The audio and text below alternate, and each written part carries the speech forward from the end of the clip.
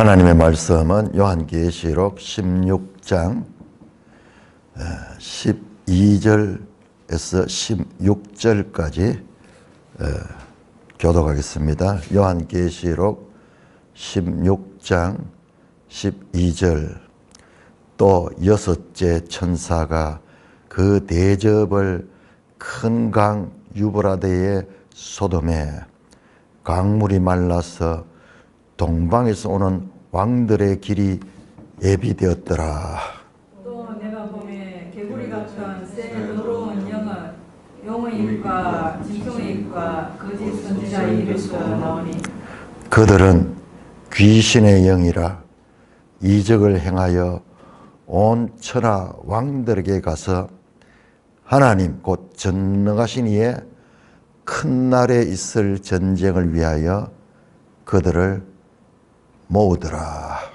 보라 내가 도둑같이 오리니 누구든지 이겨 자기 옷을 지켜 벌거벗고 다니지 아니하며 자기의 부끄러움을 보이지 아니하는 자는 복이 있도다. 같이 새 영이 히브리어로 하마겟돈이라는 곳으로 왕들을 모으더라. 하나님 아버지, 은혜를 감사합니다. 이 놀라운 하나님의 계시의 말씀을 자세하고 뚜렷하게 가르쳐 주시고 깨닫게 하시니 감사를 드립니다. 영광, 존귀, 찬송 주님 세세토록 받으시기에 지극히 합당하시나이다.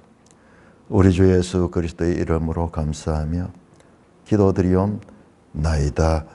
아멘. 자, 우리가 어제는 16장 1절에서 11절까지를 봤습니다. 16장 1절에서 11절은 자,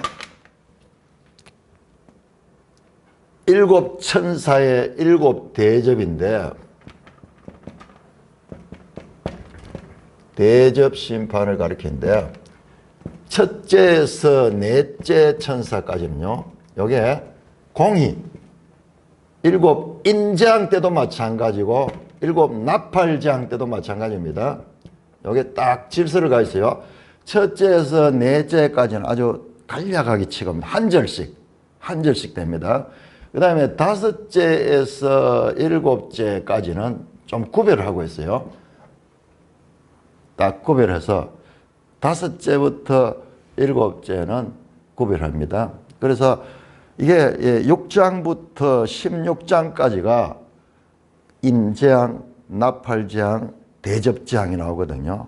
그러니까 계시록 전체예요. 중간 몸뚱이가 다 이런 거예요. 그러니까는 이것을 자세히 보면은 이렇게 정리가 돼요. 정리됩니다. 그러니까 이런 것들에 너무 치우쳐가지고 이게 사실 반복이거든요. 너무 치우쳐가지고 작구적인 데 매이다 보면은 큰 구조를 못 보게 되면은, 그러니까 오늘날 계시록 해석하는 데서 온갖 이단들이 다 나오고 문제들이 나오는 것이 이 성경을 구조적으로 이해하지 못하고 파편적인데 그런데 집중하고 14만 4천 666 이런 그게 뭔가 막 이런 수수께끼를 풀듯이 그런데 들어가면서 미궁으로 빠져버린 거예요. 이 큰 구절을 봐요. 항상 성경은 그렇게 된 거예요. 그래서 마치 의과대학에 이 의사가 되기 위해서는 어떻게 합니까? 공부를 많이 하잖아요. 전체적인 거 인체에 대해서 알고 이렇게 해서 나중에 이제 의사가 되는데, 돌팔이는 어떻게 해요? 그냥 어느 한 군데 막 효과가 있는 거 그런 식으로 하다가 막 소문 나니까는 막 그걸 막 이용해가지고 이런 식으로 하다 보니까는 나중에는 이제 이상한 잘못된 이 치료가 되는 거죠. 그러니까는 성경도 마찬가지로 제대로 공부하는 것이 중요한데, 이렇게 하려니까 너무 시간이 많이 걸리고 이렇게 하려니까는 정말 이거는 뭐 성실하지 아니하면 할 수 없는 거예요. 그런데 그런 하는 이슈 같은 거 잡고 열하면 막 반짝반짝하는 아이디어만 있으면 막 만들어낼 수 있거든요. 그런 유혹에 빠져가지고 이 성경 계시록을 평생 봐도 제대로 보지 못하는 경우가 있습니다. 자, 그래서 이 나팔장, 이 대접장은 1절에 보시면은 성전에서 큰 음식 너희는 하나님의 진노의 7 대접을 쏟아라 하면서 이제 첫째 천사, 그 다음에 둘째 천사, 그 다음에 셋째 천사, 그 다음에 8절에 넷째 천사 나오죠. 셋째 천사와 넷째 천사 사이에 이와 같은 심판이 지극히 합당하다. 이 땅에 있는 사람들이 이런 재앙을 받는 것이 이것이 부당한 것이 아니라 참되고 의롭고 합당한 것이다. 이런 심판이 합당하라는 그런 물을 차지한 천사가 그렇게 호소합니다. 5절에 나오죠. 그러니까는 거기에 맞추어서 7절에 제단이 거기에 동의를 합니다. 그러하다. 마치 우리 회의할 때 의견을 내면은 동의합니다. 그러면 이제 회의에 막 붙이잖아요. 그렇듯이 그 물을 차지한 천사가, 자, 계시록을 공부하면서 천사에 대해서도 이제 우리가 천사를 알 수 없잖아요. 정보가 딴 데는 거의 없잖아요. 이름만 슬쩍 나오고 이랬는데 여기 보면은 천사들이 더 자세히 나와요. 천사 가운데 불을 다스리는 천사가 있고, 지금 오늘 보니까는 이 5절에는 물을 다스리는, 차지하다 하는 게 다스리다 하는 그런 뜻이에요. 그런 천사가, 이게 이 천사는 천사들 가운데서 아주 높은 천사 같아요. 그래서 권위 있게 전에도 계셨고 지금도 계신 거룩한 이여, 이렇게 심판하는 것이 어렵다. 그들이 이 재앙을 당하는 자들이 누구냐면 성도들과 선지자들의 피를 흘린 자들이야. 그들에게 대한 이와 같은 이 형벌이 가해지는 것은 합당한 것이다. 합당한 것이다. 합당하다. 악시오스. 이 단어가 여러 번 나옵니다. 하나님의 심판은 합당하신 것이다. 그러니까는 재단이 이 재단이 말을 해. 그러니까 이게 하늘입니다. 하늘. 그러니까 우리 이 땅의 개념으로서는 재단은 물질인데 어떻게 말을 해요? 그런데 그러하다. 주 하나님 곧 전능하시여 심판하기 참되고 어렵다. 하나님의 심판이 합당하고 참되고 공의로운 일이다라는 것을 중간에서 한번 더 확인시켜주고, 그렇게 이제 이 재앙이 이어집니다. 15장을 한번 보세요. 15장. 이 대접심판에 이제 출발은 15장인데 유독 이 대접심판은 서론이 있어요. 서론이 15장 1절 보세요. 또 하늘에 크고 이상한 다른 이적이 보이매 7 천사가 7 재앙을 가지고 곧 마지막 재앙이라. 하나님의 진노가 이것으로 만지라. 마친다. 그러니까 이 대접 심판은 하면 시작부터 달리 탁 서론이 있고요. 그 다음에 5절에서 8절까지 또 그 대접 심판을 준비하는 7 천사가 탁 준비하는 장면도 보여줍니다. 그 중간에 구원받은 백성들이 유리바닷가에 서서 찬양하는 장면이 나와요. 찬양. 자, 이것도 구조가 그렇게 되어 있어요. 그러니까 7째 마지막 대접 심판이 중요한 것을 알게 되냐. 15장 1절에 천사가 준비하죠. 그 다음에 2절에서 4절까지가 4절입니까? 5절입니까? 4절까지네요. 4절까지가 이제 이 성도들 승리의 찬송이 울려 퍼집니다. 성도들의 승리의 찬송이 하늘에서 울려 퍼집니다. 그 다음에 5절에서 8절에 다시 천사가 나오죠. 그러니까 지금 15장에서 이 대접 심판의 중요성을 강조하기 위해서 이렇게 천사가 대접 심판 준비하는 거, 그 다음에 서론이 나오고, 그 다음에 이제 16장에 이렇게 16장에서 첫째, 둘째, 셋째, 넷째, 다섯째 대접까지 쏟아졌습니다. 자, 오늘은 16장 12절부터 또 여섯째 천사가 그 대접을 큰 강 유브라데에 소돔에. 자, 일곱 나팔, 일곱 대접 심판의 가장 중요한 것은요, 여섯째 인. 그 다음에 나팔도 여섯째 나팔. 대접도 여섯째 대접입니다. 자, 보니까는, 자, 이 여섯째 천사가 대접을 큰 강 유브라데에 쏟았다. 자, 이 전체를 통일해서 보면, 아까 봤듯이 첫째에서 넷째까지는 아주 간략하게 대체로 자연에 대한 그와 같은 재앙들이 일어납니다. 자, 그런데 여러분, 일곱 나팔, 일곱 대접 가운데서 여섯째가 사실상은 마지막이며 가장 강력한 재앙이 일어납니다. 사실상 일곱째 인은 없어요. 일곱째 인은 떼면은 어떻게 되냐? 일곱째 인을 어린 양이 두루마리에서 떼면은 일곱 나팔이 등장해요. 천사들이 쫙 일곱 나팔을 들고 등장하는 거예요. 그러면 사실상 일곱 나팔은 일곱째 인이에요. 일곱째 인.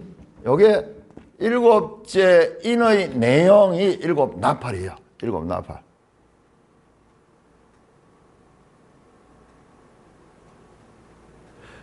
그리고 일곱째 나팔이 울면은요, 일곱째 나팔이 울게 되면은 일곱째 나팔은 하나님 나라가 완성되는 거예요.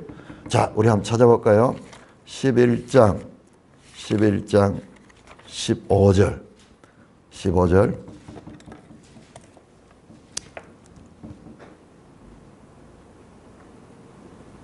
일곱째 11장 15절. 일곱째 천사가 나팔을 불매.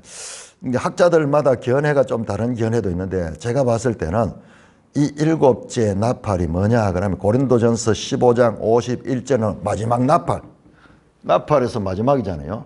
마지막 나팔 소리. 왜? 마지막 나팔이 불 때 죽은 자들이 다시 부활하거든요.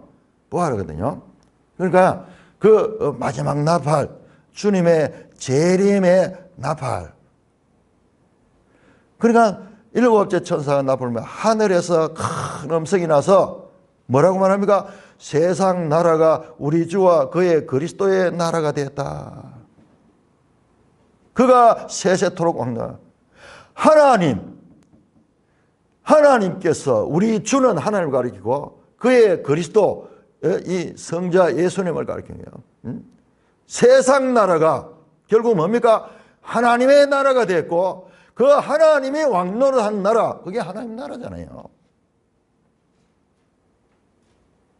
그러니까는 16절에 하나님 앞에 자기 보좌에 앉아있던 24장로와 네 생물은요, 하나님 보좌 앞에 있는 거예요. 그러니까 지금 이게 하늘 장면이야. 그러니까는 24장로가 엎드려 얼굴을 땅에 대고 하나님을 경배하며 이르되, 감사옵나니 옛적에도 계시고 지금도 계신 주 하나님 곧 전능하신 이여 친히 큰 권능을 잡으시고 왕노를 하시더라. 그러면서 그 큰 음성 소리와 동의하면서 세세토록 하나님이 왕노를 한 나라, 이 나라가 하나님 나라잖아요. 하나님이 통치하는 나라. 18절 보면 이방들이 분노하며 주의 진노가 내려 죽은 자를 심판하시며 종 선지자와 성도들과 작은 자와 큰 자든지 주의 이름을 경외하는 자들에게 상 주시며 땅을 망하게 한 자 멸망하실 때다. 여러분 뭐 이 최후의 심판이잖아요. 주님이 재림하셔서 최후의 심판하는 거예요.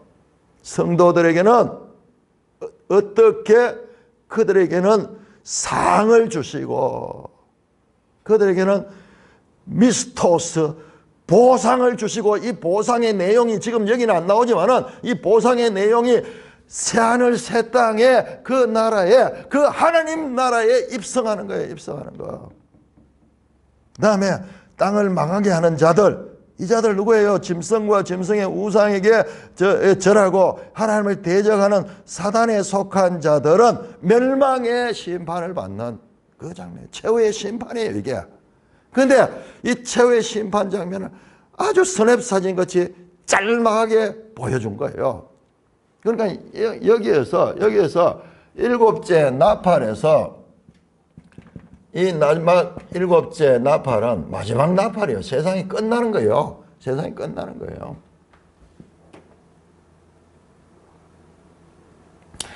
그런데 이 장면을 너무나 간략하게 처리하니까 사람들이 이게 무슨 내용인지 모르는 거예요. 자, 이것을 확대해가지고 이제 이 20장에 가면은 이걸 확대해가 자세히 보여줘요. 자, 그러니까는 반복한다는 이야기죠. 계속 여기에서도 이미 세상이 끝날 하나님 나라가 심판이 이루어졌던 게 보여주고 이제 20장 가면 최후의 심판 장면이 또 나와요. 막 흰 보호자 옆에서 다 죽은 자들이 다 살아나고 그래가 거기에서 이제 심판하는 장면이 나오는 거예요. 그래 그것은 나중에 확대해서 자세히 보여주는 거고 여기서도 이미 그 심판이 나타났습니다. 자, 그러니까는 일곱째 천사의 나팔은요 끝이에요. 끝입니다. 하나님의 그 모든 구원의 역사가 끝이 나고 성도들, 교회의 참 성도들은 구원을 받게 되고 그래서 새하늘 새 땅이 나와요. 여기서 그냥 단순한 상이라고 말했는데 그 상의 내용을 펼쳐가지고 뒤에 자세히 보여주는 거예요. 그리고 이 땅을 망하게 한 자들은 멸망된다. 이게 어떻게 멸망된다. 그 내용이 20장, 21장에 펼쳐지는 불모세더라. 불모세. 짐승도 거짓 선지자도 그리고 나중에는 용도 마귀도 그 속에 다 들어가서 멸망합니다. 그러니까는 여섯째 인 자체가 이 일곱 나팔 전체가 일곱째 인이고 일곱째 나팔은 끝입니다.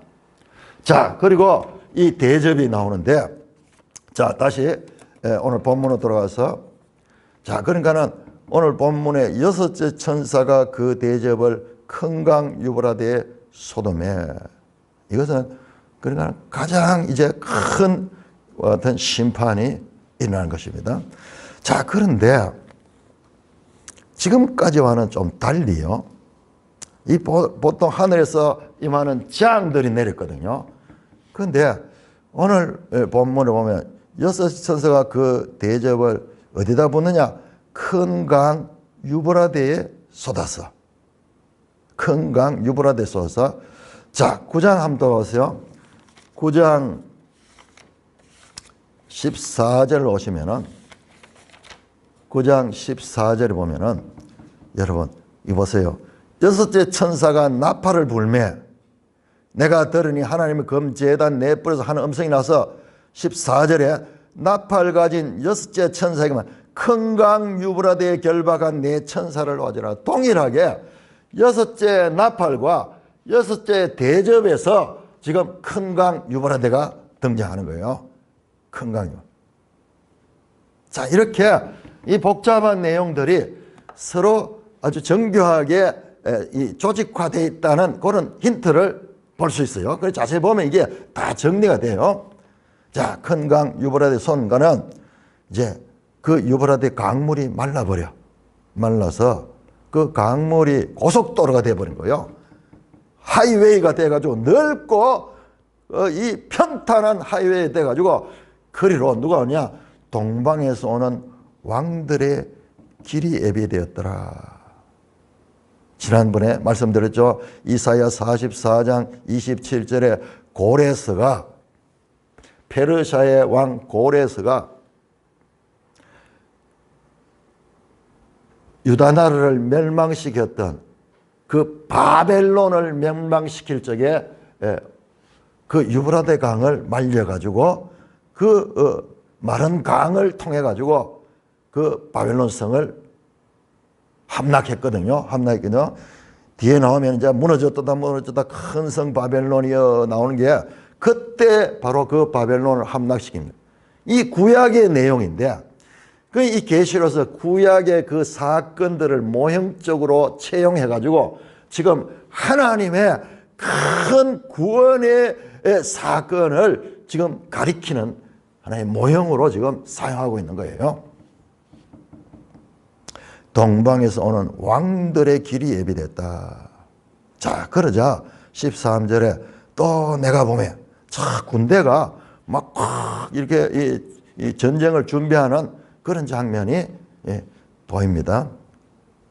그런 다음에 또 내가 보면 이 군대, 동방에서 오는 왕들의 이 움직임이 무엇과 연관이 있느냐 보니까는 개구리 같은 새 더러운 영이, 성경에서 귀신이 나오고 이럴 때는 더럽다 그럽니다. 악하고 더러운 귀신아 나사렛 예수 이름 명하노니 떠나가라 그럴 적에 귀신은 항상 더럽다 그래요. 왜 더러운지 우리는 몰라요. 그러나 영적으로 아주 더러운 존재들이에요. 그래서 우리가 레위기에서 정한 것과 부정한 것을 계속 그렇게 구별하는 거예요. 어떤 동물 가운데 먹을 수 있는 정한 동물이 있고 또 먹을 수 없는 부정한 동물이 있다. 그래서 음식조차도 구별하라. 왜 그런지 우리는 몰라요. 하나님 말씀하시니까는 그게 정하고 뜬데. 그런데 그들의 행태를 보면 더러워요. 그 부정한 짐을 먹지 말라는 것들은 대체로 그 썩은 시체를 먹는다든지 뭐 이런 것들이에요. 이 더러운 영이 용의 입과 짐승의 입과 거짓 선지자의 입에서 나왔다. 야, 이게 얼마나 계시록이 놀라운지 보세요. 놀라운지. 이런 심판, 일곱 나팔, 일곱 대접 심판만 이야기하다가 갑자기 12장에서 무려 14장까지 전혀 이 재앙과 다른 이야기가 나왔거든요. 12장에서 뭐가 나왔느냐? 12장에 이 교회가 탄생하는 장면이 나오고 그 다음에 용이 등장해서 용이 12장에 자 우리 한번 볼까요? 12장 한번 찾아보세요. 12장에 보시면은 이게 전부 교회 이야기인데 그 교회를 박해하는 용이 등장합니다. 3절에 보니까는 보라 한 큰 붉은 용이 등장합니다. 그 다음에 그 큰 용이 8절에 보면은 9절에 큰 용이 내쫓기니 뱀 곧 마귀라 하고 사탄 하나 나오는 거예요. 자 13장 보세요.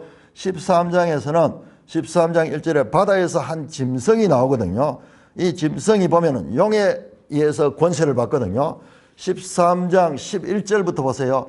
또 다른 짐승이 땅에서 올라오거든요. 자 13장에는 짐승 이야기 나오고 14장에서 이 성도들의 승리가 나오고요. 이 심판이 나옵니다. 아까 심판 나왔죠. 11장에 이미 7째 납부할 때 최후 심판 나왔죠. 14장에 또 나와요. 14장에 알곡 추수와 그리고 포도송이 추수 두 개가 이미 이어져. 그러니까는 심판도 계속 반복적으로 제시되고 있는 거. 그리고 최후의 심판이 저 20장에 가서 다시 나오게 되는 거예요. 그러니까 계시록의 구조가 반복 구조다 하는 것을 제가 계속 발견하고 계속 강조하고 그렇게 하면 나중에 계시록이 선명해 보입니다. 자, 그렇게 나왔는 거예요. 그런데 오늘 지금 보니까 16장에 뭐가 등장합니까? 용이 등장하고, 그 다음에 짐승이 등장하고, 그 다음에 거짓 선지자가 등장하잖아요. 이 거짓 선지자가 누구냐 그러면은 이 짐승 두 마리거든요. 첫째 13장 1절에 나왔던 바다에서 나온 짐승, 그 다음에 13장 14절입니까? 11절인가? 11절에 나온 땅에서 나온 짐승이거든요. 요 땅에서 나온 짐승이 거짓 선지자예요. 요건 뒤에서 다 설명이 나옵니다. 뒤에 설명이 나옵니다. 자, 그러니까는 지금 보세요. 만약 우리가 이 11장에서 14장의 중간에 삽입된 이와 같은 내용이 없었다 그러면은 이 내용이 너무 황당할 거 아니에요. 그러니까 이 내용들이 사실상은 이게 삽입되어 있으면서도 필연적으로 이 자리에 있어야 되는 거예요. 자, 그래서 용의 입과 짐승의 입과 거짓 선지자 입에서 나왔다. 새 더러운 영이. 그들은 뭐냐? 귀신의 영이라. 그 귀신의 영, 더러운 귀신아 떠나가라. 항상 귀신은 더럽게 나옵니다. 자, 그래서 이 동방에서 오는 왕들이 전쟁을 준비하는 장면이 보이는 것 같았는데, 이 용과 짐승과 거짓 선지자, 사탄의 삼위일체가 그 배후에서 그 온 천하 왕들에게 가서 이적을 행하여, 그러니까는 엄청난 이적을 행합니다. 그래서 온 세상 사람들이 이자가 메시아다 이렇게 생각할 정도로 13장 13절 나온다. 불이 하늘에서 내려오게 한다 하는 그 내용이 나옵니다. 그러니까 그 온 천하 왕들에 가서 하나님 곧 전능하신 이의 큰 날에 있을 전쟁을 위하여 그들을 모으더라. 이 유브라데 강으로 오는 이 왕들이 뭐 하는 거냐? 온 천하의 왕들이 하나님과 싸우기 위해서 모이는 거예요. 자, 지금까지 나왔던 재앙과 완전히 다릅니다. 다른 재앙들이 오면은 뭐 이렇게 재앙들이 하늘에서 떨어졌는데, 이번엔 그렇지 않고요. 사람들이 막 나라의 왕들이 모여가지고 그래가지고 전쟁을 준비하는 거예요. 다른 재앙들은 하늘에서 재앙이 내려가지고 일방적으로 여기가 파괴되는 건데, 근데 여기는 오히려 세상의 모든 천하 왕들이 모여가지고 일전 전쟁을 하려고 준비하는 장면이 나옵니다. 할렐루야. 여러분, 시편 2편을 찾아보세요. 시편. 자, 시편은 시편 1편, 2편은 시편 전체에 이게 이 서론이에요. 시편 전체가 이 시편 1편, 2편 속에 연결되어 있어요. 연결되어 있습니다. 그리고 우리 보통 1편을 많이 암송도 하고 그런데 구체적으로 중요한 건 2편에 나옵니다. 자, 보세요. 2장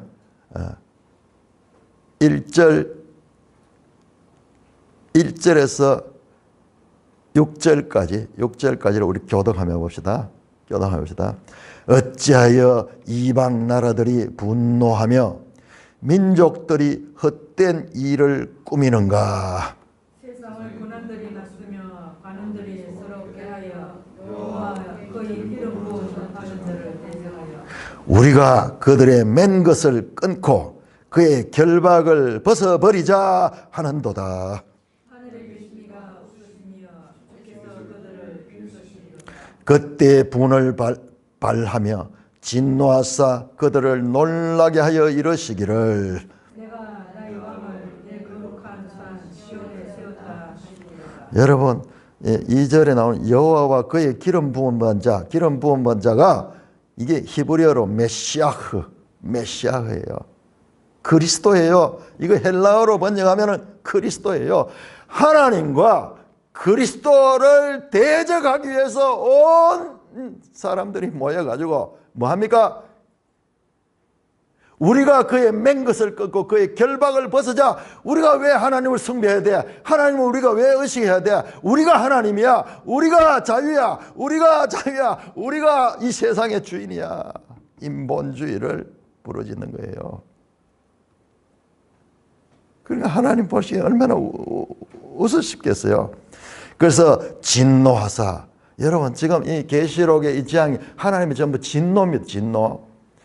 그 진노가 왜 일어나는가? 바로 이와 같은 인생들이 짐승같이 하나님의 형상과 모양을 따라 창조한 하나님의 가장 사랑하는 그 인생들이, 그래서 이 피조물 모든 것을 다스리는 아담과 같은 왕권을 받아서 모든 피조물을 다스릴 수 있도록 이와 같은 왕 같은 존재로 하나님의 목적을 따라 만들어진 인간들이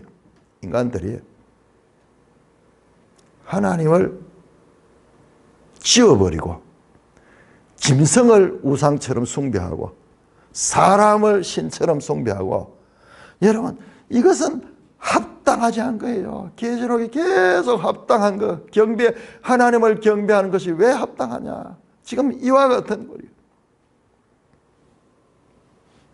그래서 6절에 내가 나의 왕을 내 거룩한 산 시온에 세웠다. 바로 그 예수님이고, 7절에 보면 그는 너는 내 아들이라. 12절에 보면 그의 아들에게 입맞추라. 그렇지 않으면 진노하심으로 너희가 길에서 망하리니 그의 진노가 급하심이라. 여호와께 피하는 모든 사람은 다 복이 있도다. 여러분 지금 여기에 이 계시록 모든 내용이 여기 다 들어있어요. 이와 같은 반역이 지금 6째 대접 이후에 일어나고 있습니다.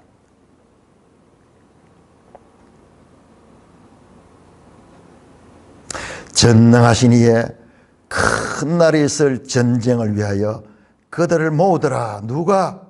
용과 짐승과 거짓 선지자가 사람들을 부추겨 가지고 하나님과 전쟁을 하고자 하는, 여러분 이건요 이 영적인 표현입니다. 그래서 사람들 마음속에 전부 신존재 자체를 쥐어버리는, 이게 1세기에 기록된 말씀인데 역사 가운데서 이런 일들이 언제 일어납니까? 여러분 세상 모든 나라에 보면요 최소한도 그들이 하나님을 알지 못하지만 신에 대한 인식을 가지고 신을 숭배하는 것은 피조된 인간으로서 이게 본능적이거든요.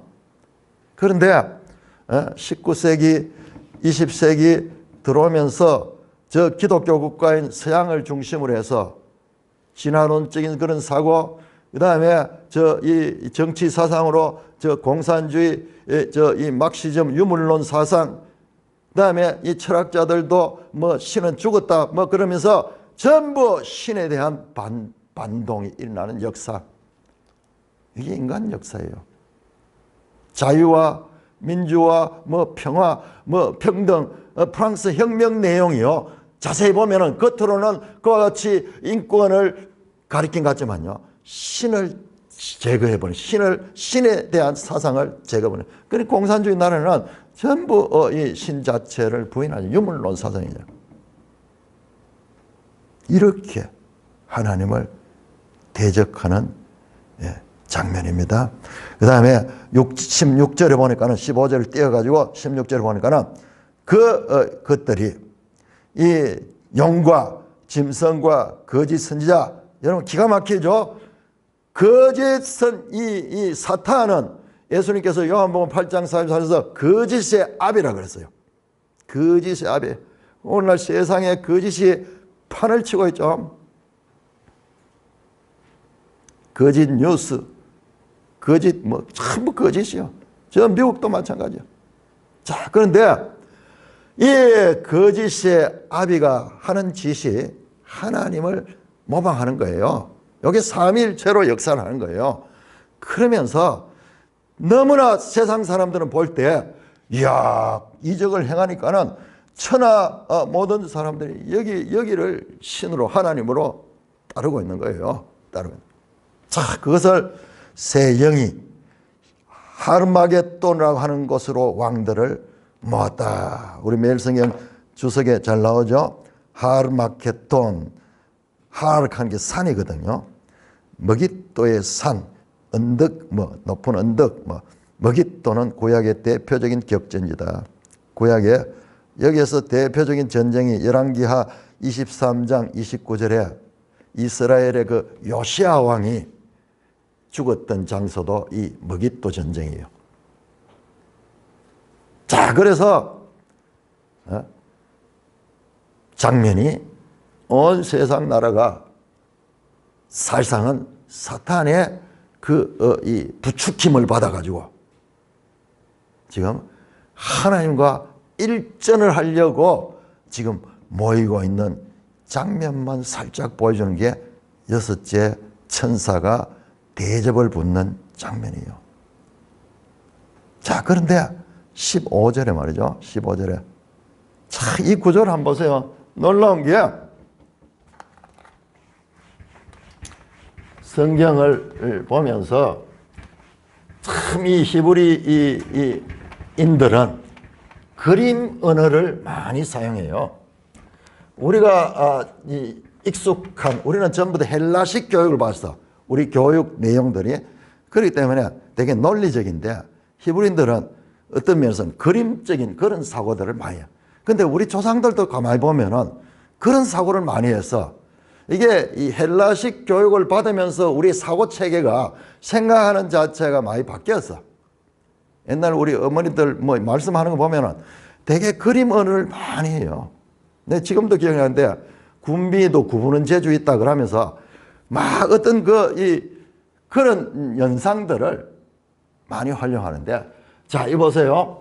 16장에 자, 이 왕들의 전쟁 준비. 뭐였죠? 이 배후에 사탄이 있습니다. 그런 현상으로 드러나는 것은 이거밖에 없어요. 그 다음에 이게 14절이죠. 그 다음에 16절에 다시 아마겟돈에 그들이 모이죠. 자, 모이다. 자, 여기에 이 헬라어로 시나고게 가는 게 회당이에요. 회당. 모이는 곳. 시나고. 자, 요 단어를 주에게 관심 있게 봅니다. 자, 모이는데 여러분 여기에 15절 있잖아요. 15절 주의 재림.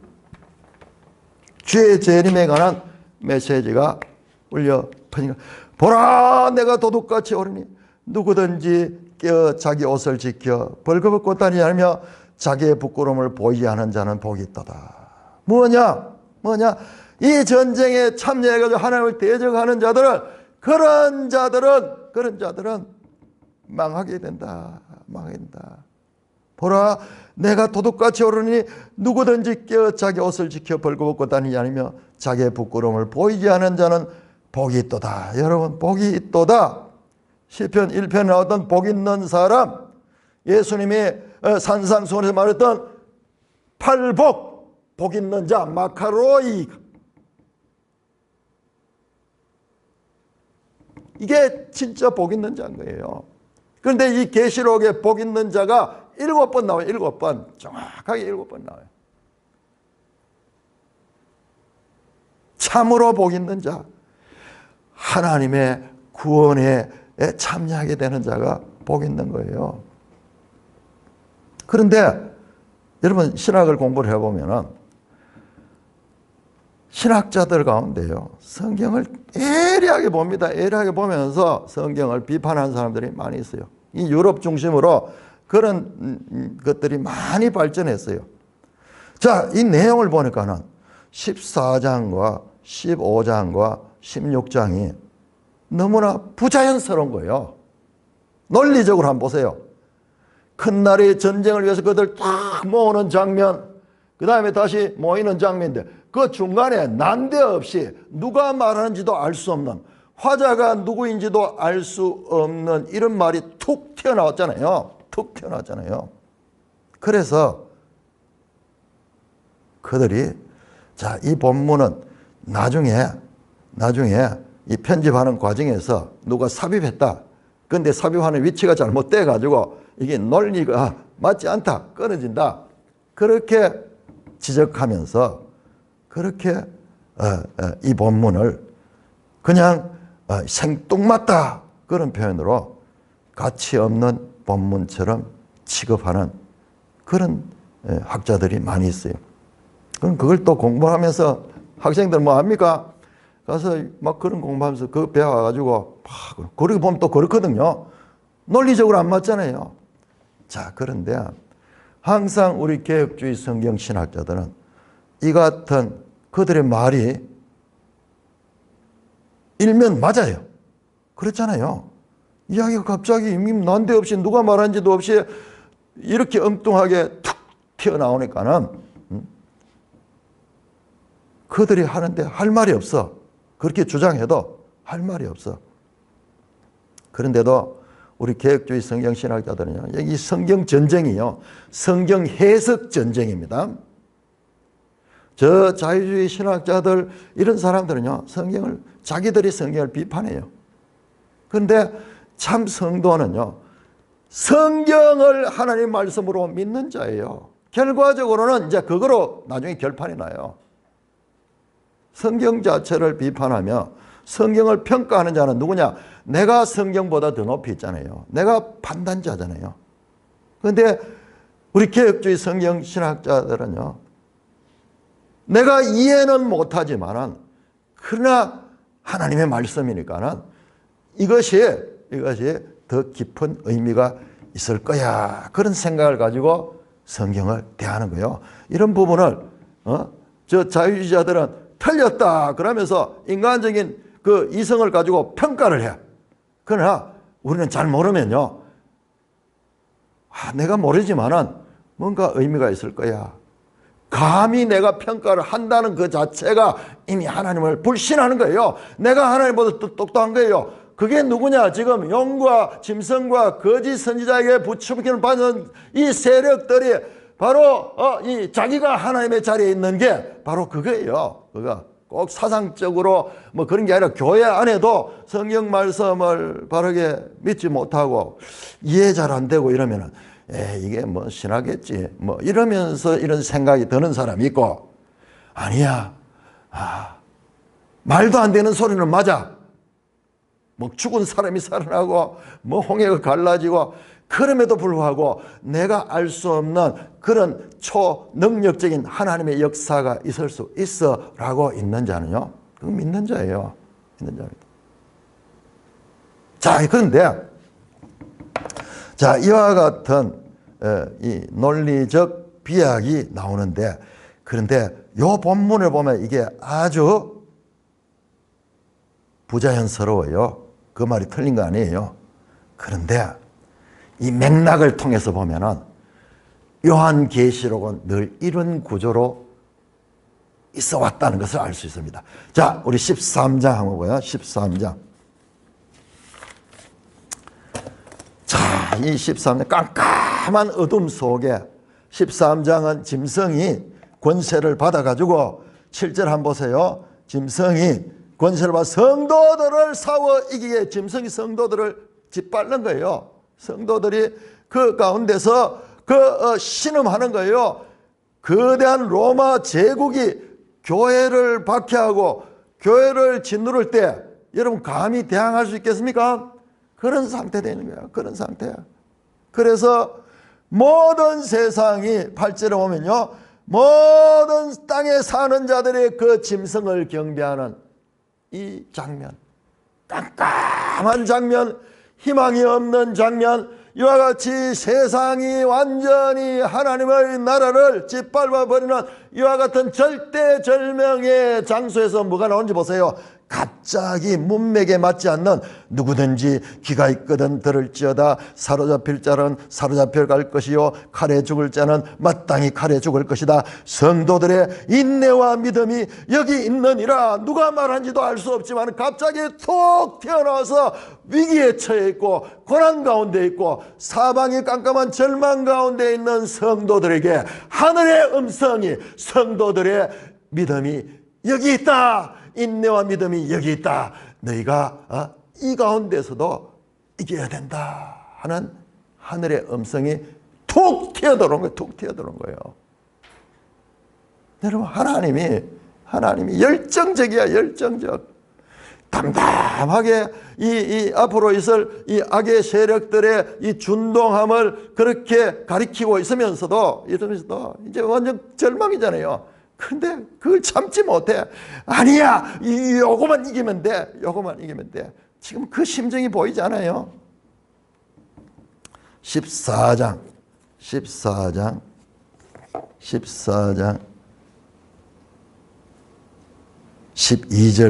13절 12절 13절 또 바로 앞에 보면요. 바로 10절에 보시면은 그도 하나님의 진노의 포도주를 마시니 곧 진노에 섞인 것이 없는 부은 포도주라. 거룩한 천사들 앞과 어린 양 앞에 불과 유황으로 고난을 받는 그 고난의 열기가 세세토록 올라요. 짐승과 그의 우상이 경배하고 그의 이름의 표를 받는 자는 누구든지 밤낮 쉼을 얻지 못하다. 깜깜한 거죠. 이 짐승과 이 짐승의 우상. 그때 12절에 성도들의 인내가 여기 있나. 누가 말한지 없어요. 누가 말한지 없어요. 그들은 하나님의 계명과 예수의 믿음을 지키는 자다.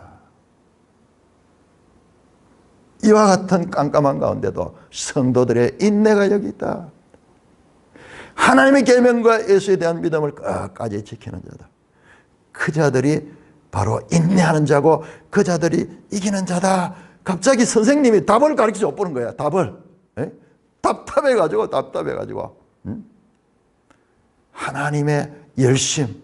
하나님 정열적이에요. 그 이사야 보면 하나님의 열심이 나와요. 이 구원하시기 위해서 참지 못하시는 그와 같은 열정. 마찬가지로 오늘 이 15절 말씀도 단편적으로 이 부분만 보면은 자유주의 신학자들의 비판적인 해석이 맞는 것 같지만은 그런 맥락을 통해서 봤을 적에 그들은 이걸 보지 못하는 거예요. 이런 걸 보지 못하는 거예요. 똑똑한 것 같지만은 참으로 자기 꾀에 자기 생각 속에 하나님을 가다 놓고 하나님을 마음대로 재단하는 불신과 그와 같은 인본주의 사상에 찌들어 있는 존재들이 그런 해석을 한 거예요. 내가 도둑같이 오니 주님이 재림하실 것을 말씀합니다. 말씀드렸듯이 이사야 24장 42절에도 예수님께서 도둑이 언제 온지 알 수 못하듯이 인자도 올 때가 그러할 것이다. 그렇게 말씀했고요. 자, 3장 18절 한번 볼까요? 라우디게아 교회 3장 18절에서 내가 너를 권하는 내게서 불로 연단한 금을 사서 부여하게 하고 흰옷을 사서 입어 벌거벗은 수치를 보이지 않게 하고. 자, 벌거벗은 수치. 라우디게아 교회가 가지고 있는 그와 같은 이 부족한 점입니다. 부족한 점. 자, 옷을 지켜 벌거벗고 다니지 않기만 자기의 부끄러움을 보이지 않은 자가 복이 있다. 이 자가 이와 같은 마지막 6째 대접에 온 세상이 하나님을 대적하는 이와 같은 장면에 주님이 재림할 것에 대한 선언을 하시고 계시며, 그 다음에 이제 17절 이후에 7째 천사가 나옵니다. 자, 7째는 마지막으로 그랬죠. 자, 7째 천사가 그 대접을 공중에서 오니 큰 음성이 성전 보좌로 나와서 되었다. 끝났다. 이제 모든 것이 끝났다. 그러면 이제 끝이 나야 되는데 왜 성경은 17장, 18장, 19장, 20장, 21장, 22장까지 남아있는가? 자, 여러분. 자, 17장 1절 한번 17장 1절. 같이 읽습니다. 17장 1절 시작. 또 7 대접을 가진 7 천사 중 하나가 와서 내게 말하되, 자, 거기까지만. 마지막 천사예요. 7 대접 천사가 17장에 계속 이어지는 거예요. 이어지는 거예요. 자, 20장 21장 9절. 21장 9절. 같이 읽습니다. 시작. 7 대접을 가지고 마지막 7 재앙을 담은 7 천사 중에 하나가 지금 17장 1절, 21장 9절까지도 계속 7 대접과 연결되어 있는 내용이에요. 그러니까는 제가 앞에서 말씀드렸듯이 이 내용들, 지금 여기에 나온 내용들을 확대해서 자세하게 보여주는 내용이 지금 17장에서 저 21장까지 연결되고 있습니다. 그 안에 지금 말씀했죠? 내가 도적같이 어린이 했던 이분이 오시는 실천적인 장면이 19장 11절부터 나오고 있고, 그러면 이 군대들이 어떻게 되는가? 그 군대들의 모습도 19장 11절에서 나옵니다. 우리 한번 찾아볼까요? 19장 11절에서 21절, 매일 성경도 딱 요거를 딱 한 단락으로 구별해 놨네요. 자, 제목을 보니까는 재림하시는 예수님, 그 다음에 죽음의 잔치, 그 다음에 짐승과 거짓 선지자의 멸망. 여러분 보세요. 이 모든 이 악의 세력들이 이제 멸망으로 가는. 그 다음에 17절에서 18절을 보면은 아까 그 아마겟돈을 모이던 그 군대들 있죠? 18절에 보면 그들은 다 새의 밥이 됩니다. 새의 잔치라. 새들이 잔치. 공중에 나는 모든 새, 독수리, 맹금류들이 쫙 와서, 왜? 그 아마겟돈 그 넓은 들판이 그 시체로서 가득 차게 되는 거예요. 그러니까 온 세상에 있는 새들이 다 와가지고 그 시체를 뜯어먹는 거예요. 새들이 잔치하는 거예요. 그 시체가 누구냐? 바로 아까 모였던 그들입니다. 17절. 또 내가 보니 한 천사가 태양 안에 서서 공중에 나는 모든 새를 향하여 큰 음성으로 외쳐이르되, 와서 하나님의 큰 잔치에 모여 왕들의 살과 장군들의 살과 장사들의 살과 말들과 그것을 탄 자들의 살과 자유인들이나 종들이나 작은 자나 큰 자나 모든 자의 살을 먹으라 하는 이 음성 하나로 끝이 나버려요. 그건 나머지는 상상에 맡깁니다. 자, 이렇게. 그리고 그 다음에 19절에서 21절에는 그 나왔죠? 용과 짐승과 거짓 선지자죠. 그 용과 짐승과 거짓 선지자 가운데서 먼저 용이 제일 용이 최고 핵심이죠. 용어는 끝에 처단이 됩니다. 그 전에 짐승과 거짓 선지자가 어떻게 당하는가? 19절에 또 내가 보매 짐승과 땅의 임금들과 그의 군대들이 모여 그 말탄 자와 그의 군대와 더불어 전쟁을 일으키다. 바로 아까 같은 그 아마겟돈 전쟁이에요. 어떻게? 먼저 짐승이 잡히고 그 앞에서 표적을 행하는 거짓 선자도 함께 잡혔으니, 아까 말씀했던 그 땅에서 올라오는 짐승, 거짓 선자, 이는 짐승의 표를 받고 그의 우상에게 경배하는 자들을 표적으로 미혹하는 자다. 이 둘이 산채로 유황불 붙는 못에 던져지고 나머지는 말탄 자의 입으로 나오는 금의 죽음의 모든 새가 그들을 살본다. 그 아마겟돈 전쟁의 이 최종 장면이 이렇게 끝이 납니다. 자, 한 놈 남았습니다. 용이 남아서 용은 어떻게 이 처단이 되는가? 여러분 20장 7절 20장 7절 또 전쟁이 나옵니다. 말씀드렸듯이 반복이에요. 반복. 전부 이 단어가 여기서 이 단어로 힌트가 돼 있어요. 순하고. 자, 20장 7절 천년이 참에 사단이 그 옥에서 놓여 나와서 땅의 사방 백성 곧 곡과 마곡을 미워하고 모아서 싸운다. 자, 순하게 모으는 거야. 다 모으는 거야. 이게 구약부터 나오는 거예요. 모아서 어떻게 합니까? 전쟁을 한 거야. 싸움을 한 거야. 누구와? 그 수가 바라모래 같다. 그들이 지면에 널리 퍼져 성도들의 진과 사랑하시는 성을 두루매. 자, 이 악의 세력들이 하나님의 그 백성들을 둘러싸 가지고 그들을 완전히 이제 동안의 덩치같이 만들어 가지고 그들을 이제 이 진멸하려고 하는 그 순간에 하늘에서 불이 내려와 그들을 태워버리고 그들을 미혹하는 마귀가 불과 유황못에 던져지니 거기는 짐승과 거짓 선자에서 세세토록 밤낮 괴로움을 받으리라. 드디어 영과 짐승과 거짓 선자가 다 제거됩니다. 다 이 불못으로 제거되는 것입니다. 지금 이 내용이 이렇게 연결되고 있는 것입니다. 자, 16장 12절에서 16절.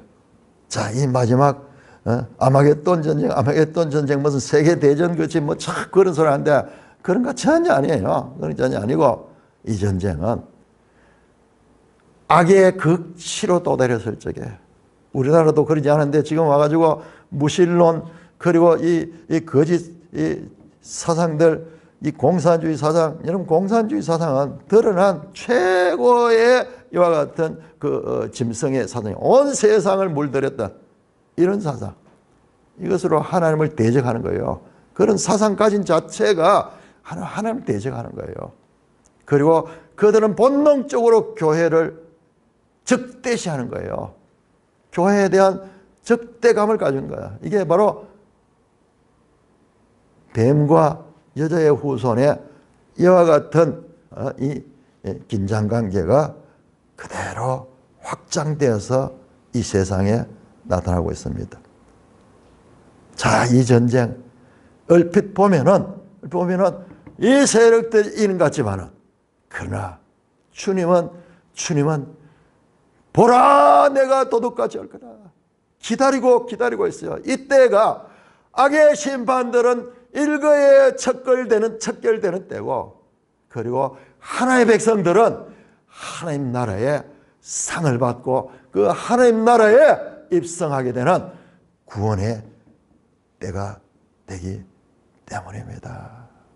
보라 내가 도둑같이 오리니 참으로 그들이 활개치며 그들이 온 세상을 정복하는 것 같은 그와 같은 착각에 빠질 만도 해요. 실제로 그게 되니까. 그러나 그때가 그들의 마지막 때가 가까운 때다라는 것을 우리는 성경을 통해서 이 세상도 분별할 수가 있습니다. 찬송가 177장입니다.